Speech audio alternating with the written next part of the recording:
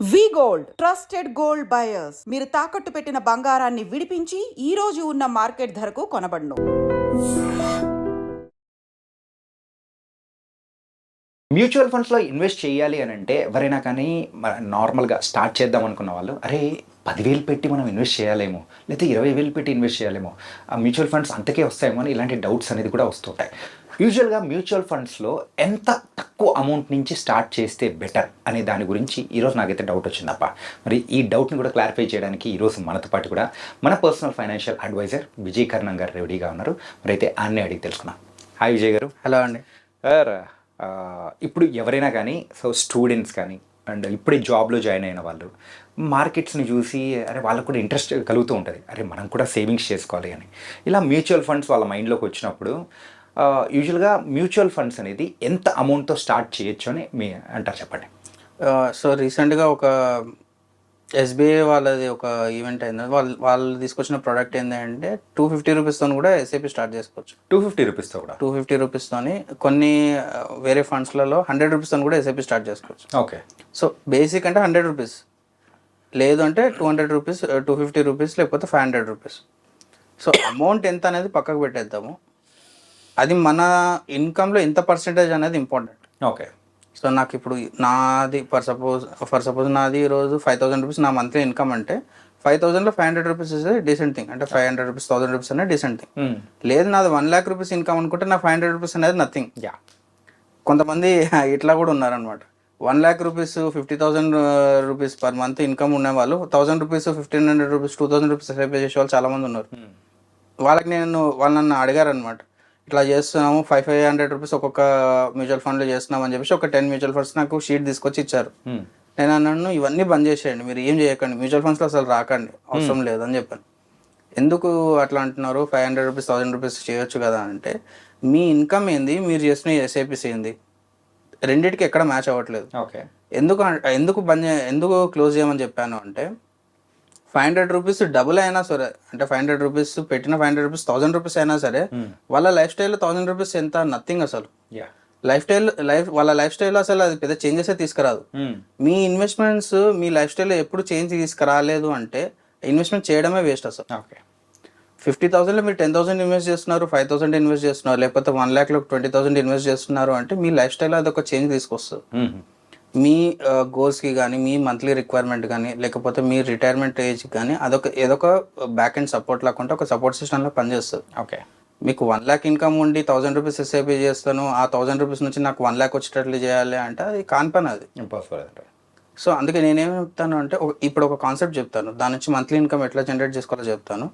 కానీ దీంట్లో అన్ని కేటగిరీస్ ఆఫ్ పీపుల్, అంటే అన్ని టైప్స్ ఆఫ్ ఇన్కమ్ ఉన్న పీపుల్ వాళ్ళకి అప్లికబుల్ అయ్యేటట్లు ఇది ఒక కాన్సెప్ట్గా చూడండి. సో ఇక్కడ 500 రూపీస్తో మనం స్టార్ట్ చేసుకోవచ్చు. 500 రూపీస్తో మంత్లీ ఇన్కమ్ ఎట్లా జనరేట్ చేసుకోవాలని నేను ఎక్స్ప్లెయిన్ చేయడానికి ట్రై చేస్తాను. 500 రూపీస్ జస్ట్ 5 ఇయర్స్ మాత్రమే ఎస్ఐపి చేసుకుంటే, జస్ట్ 5 ఇయర్స్ మాత్రమే చేసుకుని 10 ఇయర్స్ డిఫర్మేషన్ పీరియడ్, 10 ఇయర్స్ తనని టచ్ చేయొద్దు వాళ్ళు. 10 ఇయర్స్ తర్వాత 15 ఇయర్స్ వరకు వాళ్ళు దానిలోకి మంత్లీ ఇన్కమ్ జనరేట్ చేసుకోవచ్చు అన్నమాట. ఓకే. సో 500 రూపీస్ 5 ఇయర్స్ వరకు వాళ్ళు ఇన్వెస్ట్ చేస్తారు. అప్పుడు ఇన్వెస్ట్ చేసినప్పుడు మనం అజ్యూమ్ చేసే ఇంట్రెస్ట్ ఎంత రిటర్న్స్ ఎక్స్పెక్ట్ చేస్తున్నామంటే జస్ట్ 15% ఎక్స్పెక్ట్ చేస్తున్నాను.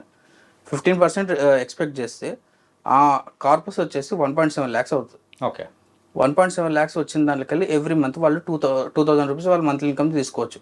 ఇప్పుడు 15 ఇయర్స్ తర్వాత, ఈరోజు స్టార్ట్ చేసినప్పుడు 15 ఇయర్స్ తర్వాత 2,000 రూపీస్ విత్డ్రాల్ చేసుకోవచ్చు. చాలా మంది 2,000 సరిపోతుంది అంటే 500 రూపీస్ దగ్గర 5,000 చేయండి. 5,000 కూడా సరిపోవట్లేదు అంటే 50,000 చేయండి. సో కాన్సెప్ట్ ఎక్స్ప్లెయిన్ చేయడానికి 500 తీసుకున్నాను. 500 రూపీస్ చేయమని కాదు, మీ ఇన్కమ్ లెవెల్ ఎలా ఉంది, మీ లైఫ్ స్టైల్ ఎలా ఉంది, దాన్ని బట్టి మీరు ఎస్ఐపి స్టార్ట్ చేసుకోవచ్చు. ఓకే. సో మీ అమౌంట్ ఎస్ఐపి అమౌంట్ పెరుగుతున్న కొద్దీ స్ట్రాటజీస్ డిఫరెంట్ అవుతాయి, ఏ ఫండ్స్లో ఇన్వెస్ట్ చేస్తున్నారని డిఫరెంట్ అవుతుంది, రీబ్యాలెన్సింగ్ డిఫరెంట్ అవుతుంది. అది కంప్లీట్ డిఫరెంట్ చాప్టర్. ఇది జస్ట్ ఒక మోడల్ అనమాట, ఇవ్వడం అనమాట. సో 5,000 ఉన్నప్పుడు 50,000 ఉన్నప్పుడు సేమ్ స్ట్రాటజీ వర్కౌట్ కాదు. అసెట్ అలొకేషన్ డిఫరెంట్గా ఉంటుంది. సో దాంట్లో పర్సంటేజ్ ఆఫ్ రిటర్న్స్ పెంచడానికి వేస్ చాలా డిఫరెంట్గా ఉంటాయి. So everything will be completely different అనమాట. రైట్. ఓకే. అంటే 1 fit ఫర్ ఆల్ సైజెస్ అనేది ఎక్కడ ఉండదు, అంటే ప్రతి ఒక్కరికి సేమ్ ఉండదు. Every one will have different approaches. So ఇక్కడ మనం 1.7 lakhs అయిన దగ్గరికి 2,000 వాళ్ళు విత్డ్రాల్ చేసుకుంటే వాళ్ళు ఇన్వెస్ట్ చేసిన అమౌంట్, వాళ్ళు విత్డ్రాల్ చేసిన అమౌంట్ చూసుకుంటే వాళ్ళు విత్డ్రాల్ చేసేది 3.6 lakhs విత్డ్రాల్ చేస్తారు okay over the period of 15 years. For suppose ఇదే కాన్సెప్ట్లో మనం చూసుకుంటే వాళ్ళు మొత్తం ఇన్వెస్ట్ చేసింది జస్ట్ 43,000. వాళ్ళు జస్ట్ ఇన్వెస్ట్ చేసింది 43,000 over the period of 5 years. 43,000 మాత్రమే ఇన్వెస్ట్ చేస్తారు. కానీ వాళ్ళు విత్డ్రాల్ చేసింది ఎంత, 3.6 lakhs విత్డ్రాల్ చేస్తారు. సో ఇట్స్ చాలా పెద్ద అమౌంట్. మల్టిపుల్స్ చూసుకోండి, మీకు అర్థమవుతుంది అనమాట.